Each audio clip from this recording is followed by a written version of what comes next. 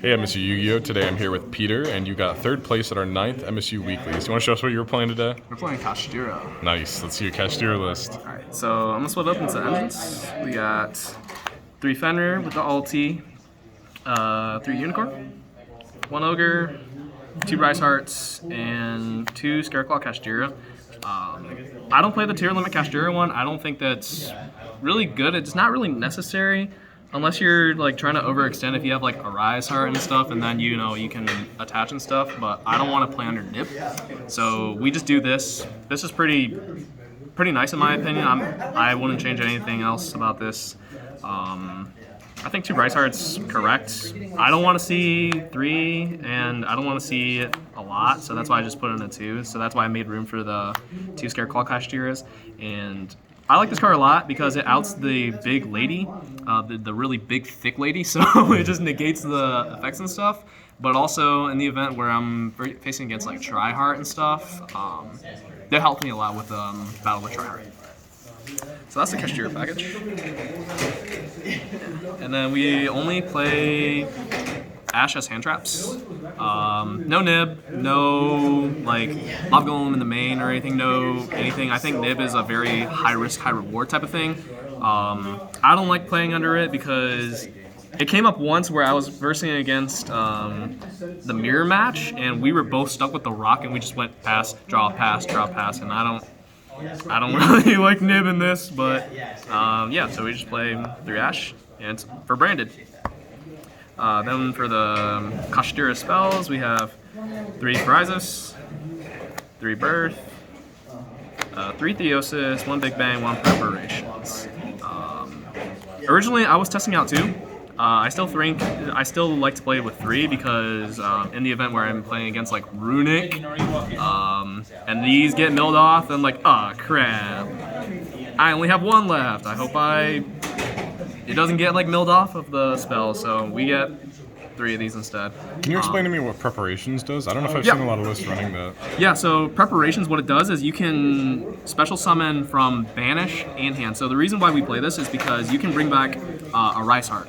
So if a Rise Heart is somehow like banished for some reason, like you can Mirror match Fenrir, the Rise Heart? Well, no, because so if you do like Fenrir and stuff, it's gonna be face down.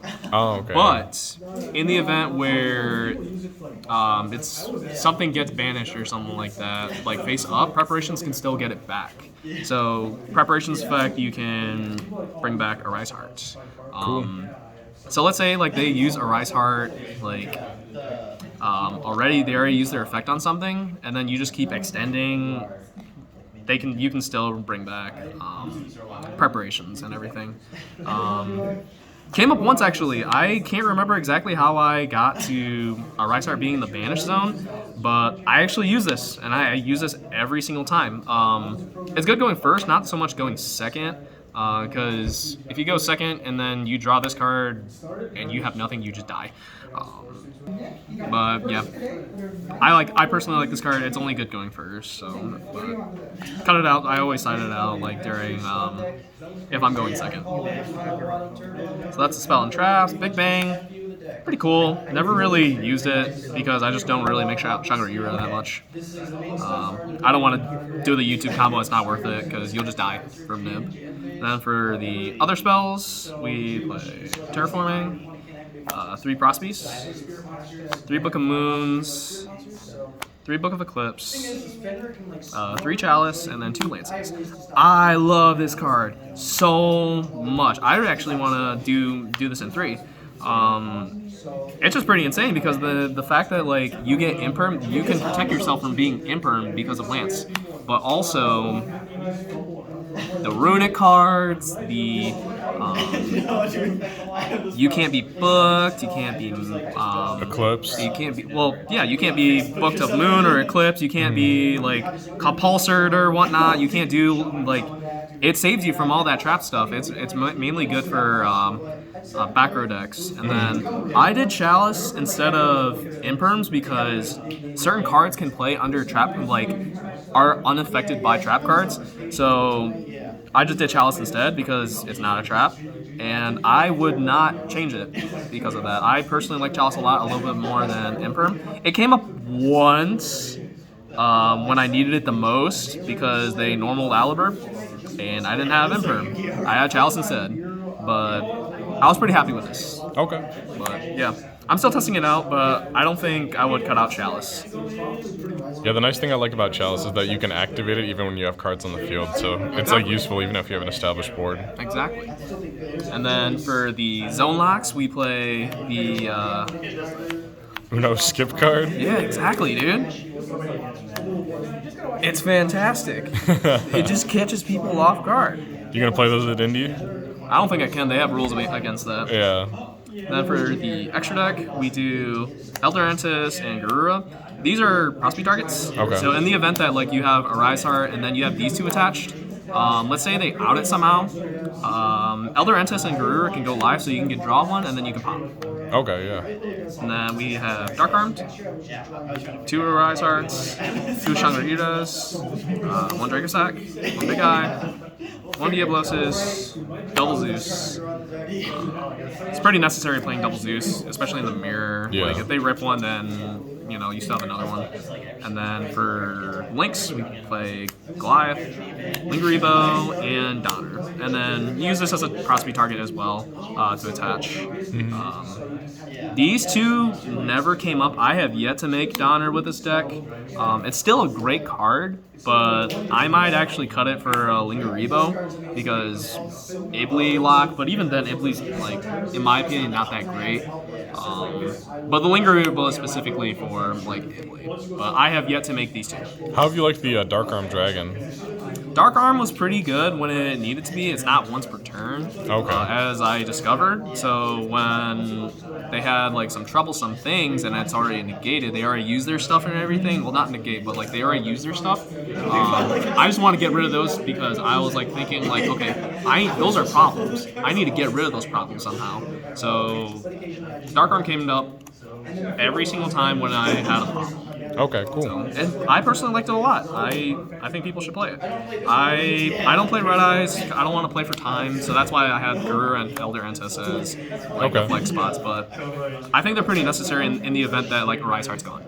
Like if it's like Kaiju or something. Generally, what are your other prosperity targets than Garura and Natis? So it depends on the match. So if it's mirror, I do the Entis, the Goliath.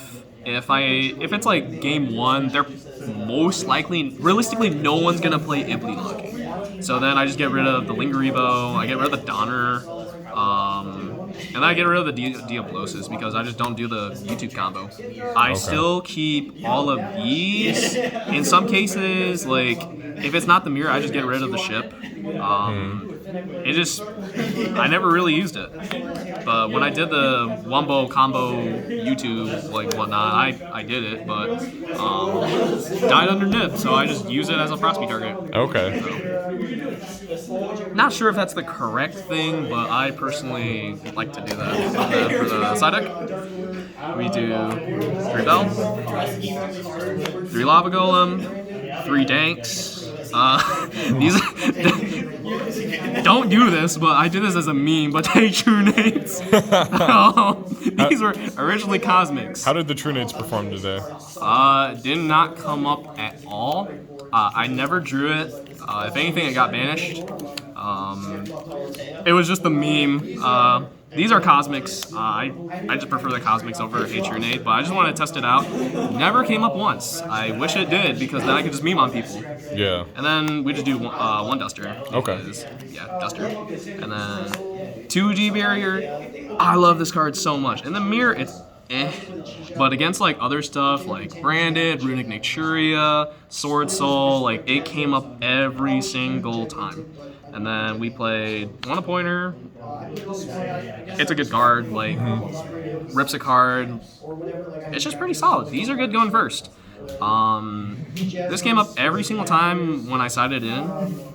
Won me every single game because if they had like Branded Fusion, I'm taking out the Branded Fusion. That then no, we're not dealing with that. If I saw something I didn't like I would just rip it. Yeah, it's interesting seeing a pointer float back into lists now.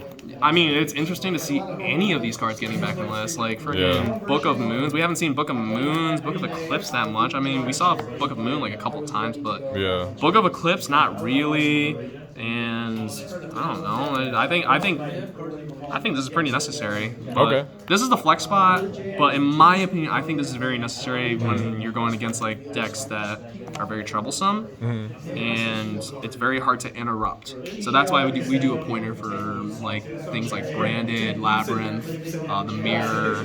Like if I saw something in the mirror that I know they can overextend, then I just took it out. But yeah, that's the 50 card side deck, and that's really it. Cool. Did you have any shout outs you wanted to give? Shouts to Dustin, as always. I love you, man. I really appreciate everything that you've done. You've really helped me to grow. Shouts to Ben as well. I love you too. Like, dude, you guys are amazing. You guys have made me grow a lot. Shouts to Legend Sports and Games back in Grand Rapids, Michigan. Shouts to Super Hideaway Gaming down in Holland, Michigan. Shouts to Evolution Games down in Lansing, Michigan. Shouts to MSU Yu-Gi-Oh Club, as always. Shouts to my mom. She's still not happy with this game. She has yet to find out how much all this costs. Yeah, shouts to all of them, and then shouts to both Jacobs, Jacob Bovin, and I feel bad for not knowing his last name, but thank you both for helping me to go through a lot of the stuff during the past few weeks. Really meant a lot that you guys got me a playmat that I really liked as well. But yeah, shouts to all the people down in West Michigan. I love you all. Can't wait to see you guys again. Cool. Special shout outs to Legends Games for providing us with a box of Pote today. Thanks for sponsoring the event. Yeah, I mean, these are all ripped, but but we got that English engaged Neo space. Heck yeah. All right, well, thanks for the deck profile, Peter.